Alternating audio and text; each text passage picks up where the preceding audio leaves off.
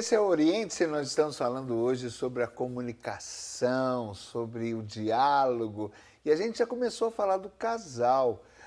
Débora, eu tive uma vantagem, eu creio, que foi a minha esposa foi colega de juventude.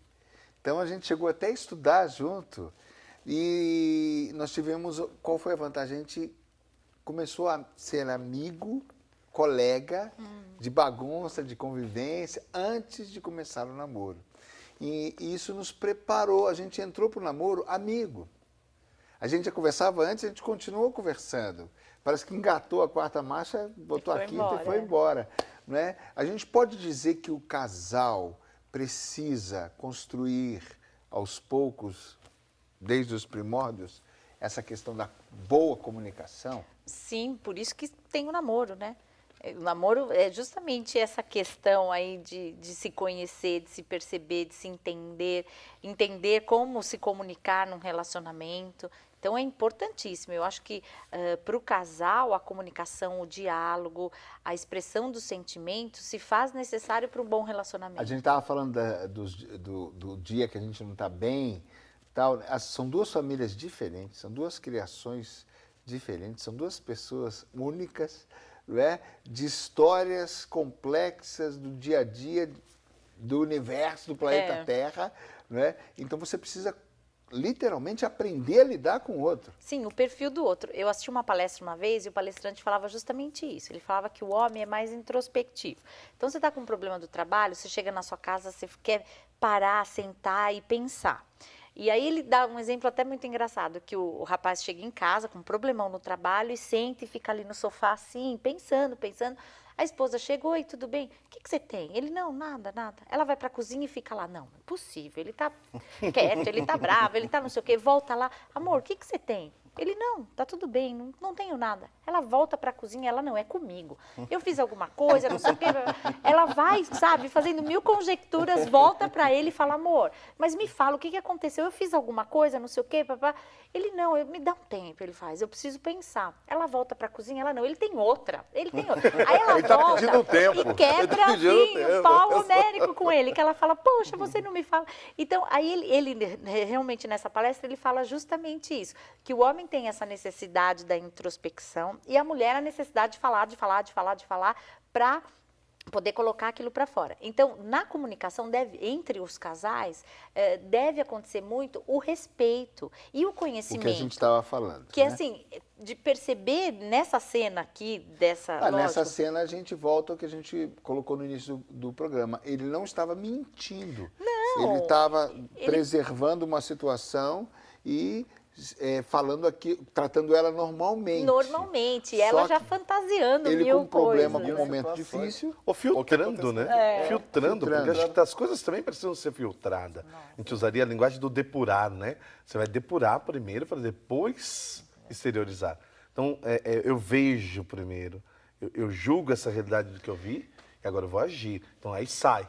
Na comunicação tem que sair dessa forma, né? Mas, padre, daí a importância do namoro que hoje a gente elimina tanto, ela né? começou uma situação fantástica nisso, né? Porque essa história a gente vai aprendendo a conhecer o jeito do outro lá atrás. Se a gente já nem se conheceu, não é?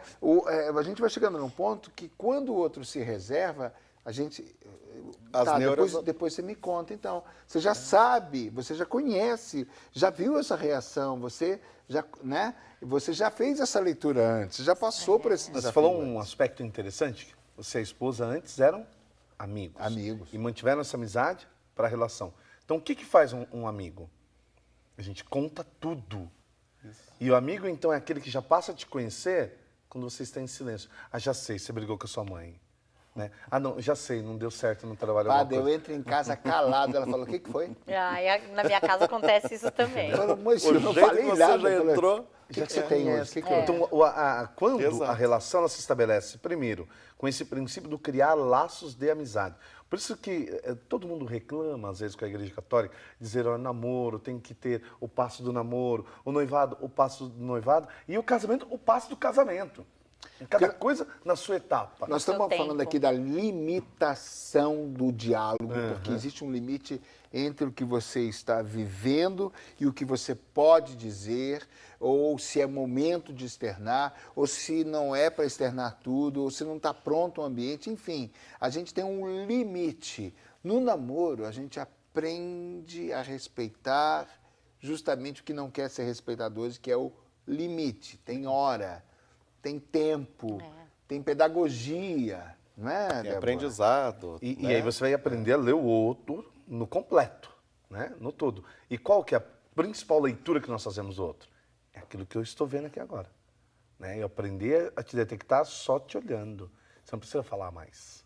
Precisa usar a dabar, né? As palavras. Basta olhar para você.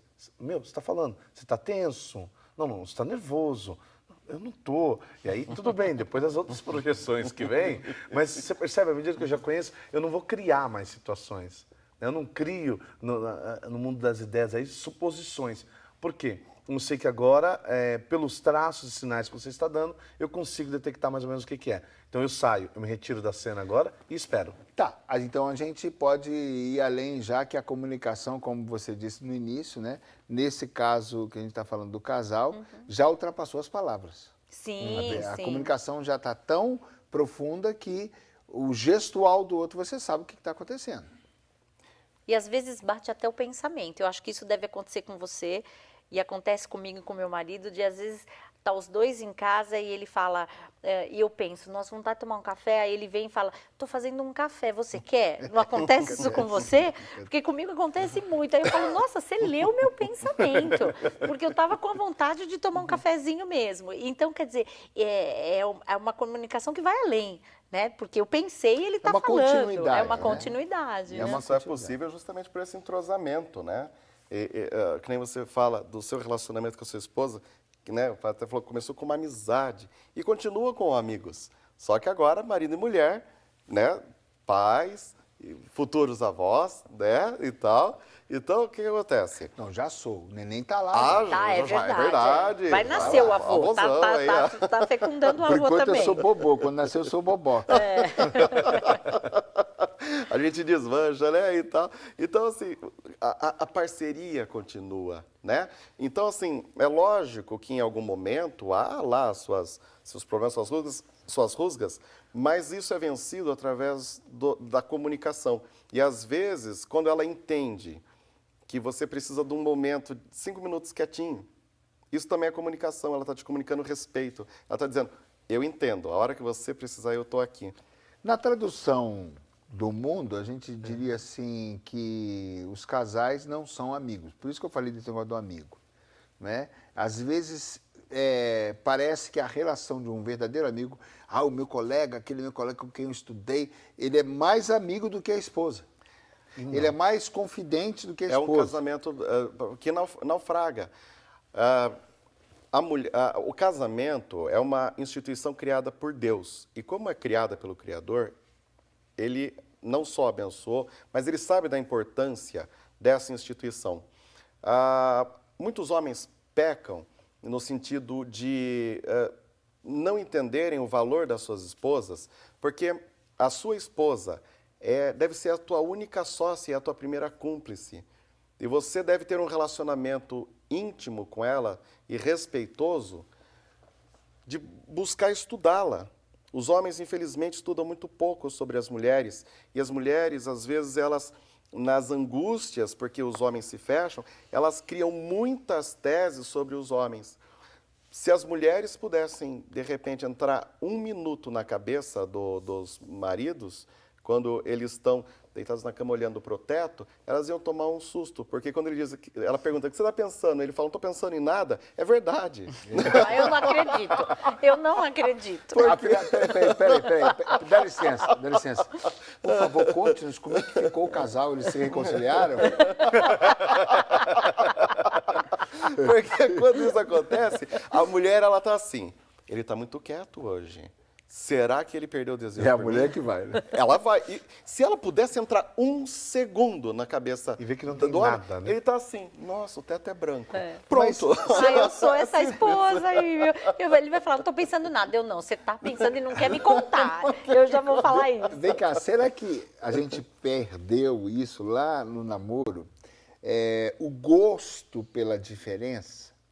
Porque depois que se casa, depois que já faz uma vida juntos, aí você já tem os olhos, já ressalta aos olhos assim os reveses, os problemas do dia a dia, a prestação da casa, do carro, o dinheiro curto, um monte de coisas que já te desagradam e você já não quer mais ser desagradado em outras coisas.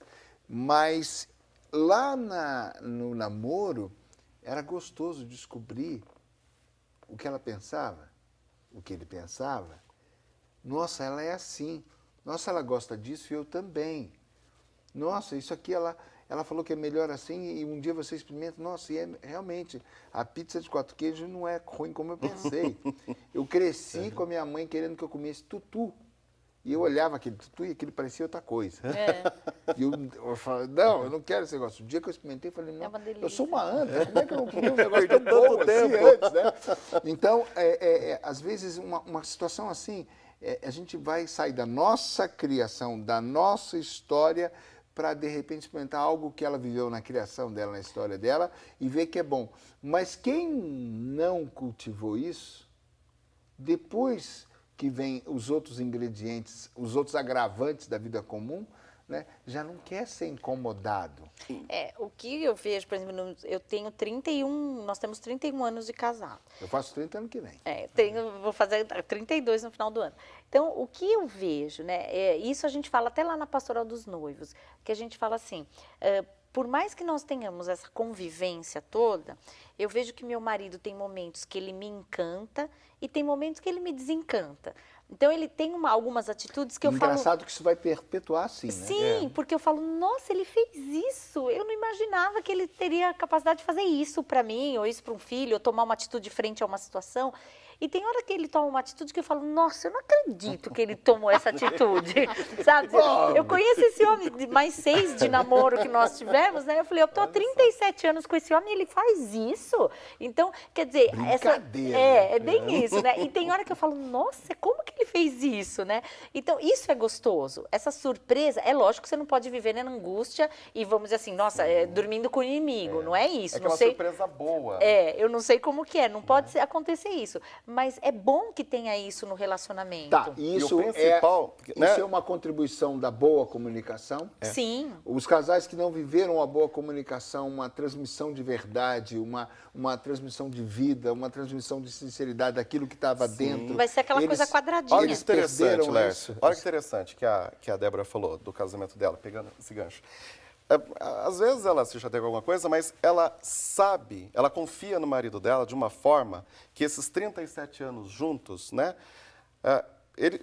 Por que ela, de repente, casou com ele? Porque as boas surpresas são infinitamente mais significativas do que as pequenas chateações, né? Por mais que ele erre alguma coisa, não são coisas de caráter, não são coisas assim, são coisas que a gente... Às vezes a gente acorda com o pé esquerdo e a gente tá meio assim mesmo. Então, qualquer coisa que o outro faz, milindre. Mas a boa comunicação, como ela fala, do casamento, que marca, que ela se encanta com ele, mesmo depois de 37 anos juntos, né? Que ela fala, puxa, que gostoso, eu não esperava que ele me fizesse uma surpresa boa, tal. Aí que tá. Esse tempo que você passou com ele no namoro, do noivado e tal... Eu acho que foi crucial para você dizer, com esse homem eu passaria o resto da minha vida. Sim. E ele a mesma coisa. Ele falou assim, puxa, essa mulher me entende, essa mulher é maravilhosa, eu passaria o resto da minha vida com ela. Com ela eu construiria alguma coisa. Mas aí você captou, a comunicação foi bem feita. Foi.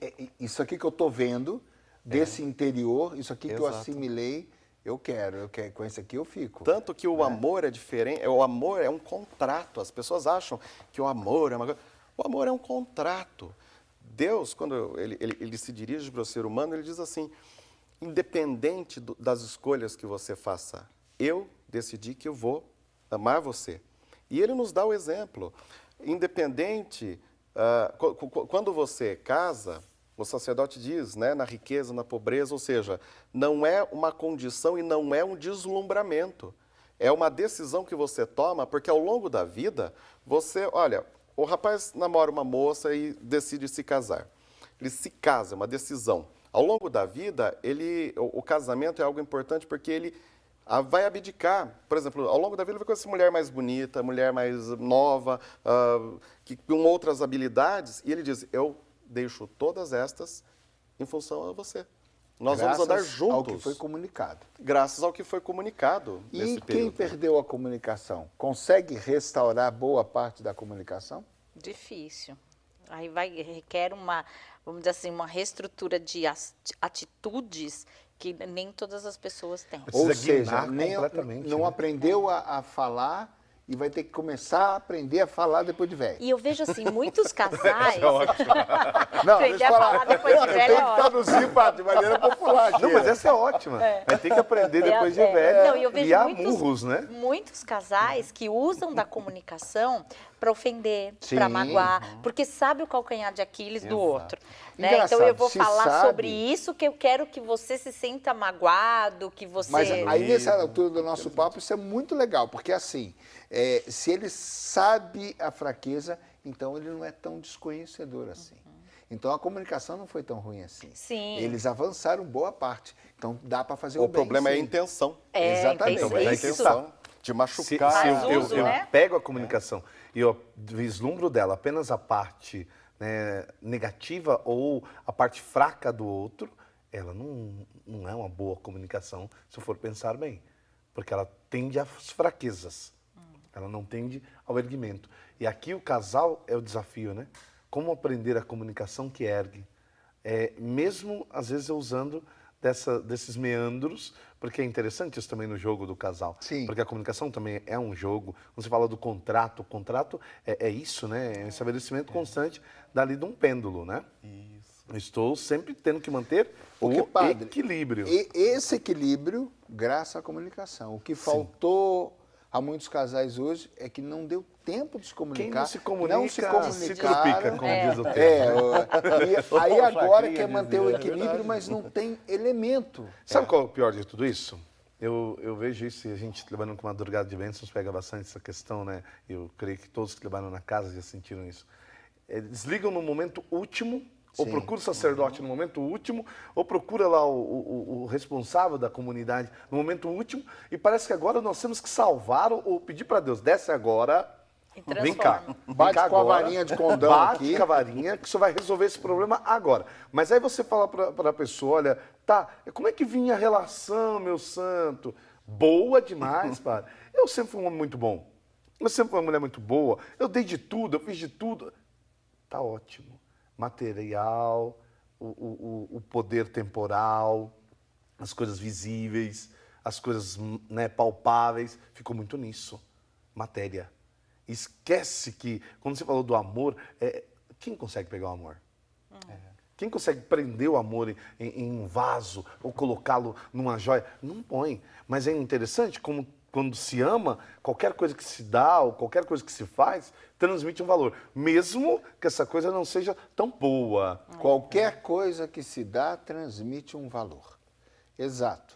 Às vezes, a boa comunicação vai ser o silêncio. Fato. Exato. Por exemplo, eu já teve momentos que a gente está tenso, né? Que agora fala assim, calma, para que isso? Não precisa disso, não. Depois a gente vê isso. Aí acabou. Fala. Gostei. Eu lembrei de uma coisa, de uma vivência minha também com o meu marido, que no início da nossa relação, na época de noivado e tal, eu ficava o tempo todo, você me ama, você me ama, você me ama. E ele falava, amo, eu amo. Aí, senão era aquela história, eu te amo, e ele, eu também, mas não falava eu te amo, ele falava eu também, e eu cobrando muito isso. E aí eu lembro que assim, uma das nossas brigas, né, muitas até, foi com relação a essa questão de expressar o amor. Porque eu sempre falava, olha, eu vivo falando que eu te amo e você não me fala que você me ama, né? E aí, num dia, numa discussão, ele foi muito claro quando ele falou assim, eu não gosto de falar eu te amo, mas você não percebe que o tempo todo eu demonstro o que eu sinto por você. Aí ele começou, bem jogando na minha cara mesmo, ele começou... A relacionar. Olha, quando você pede, eu faço. Quando eu vejo, eu faço. Ele foi... Aquilo, eu falei, nossa senhora, como eu estava errada nessa cobrança. Eu estou cobrando uma coisa que ele já me dá há muito tempo. Eu estou cobrando palavras e ele me dá ações. Quer dizer, olha aí a falha na nossa comunicação, até na minha recepção.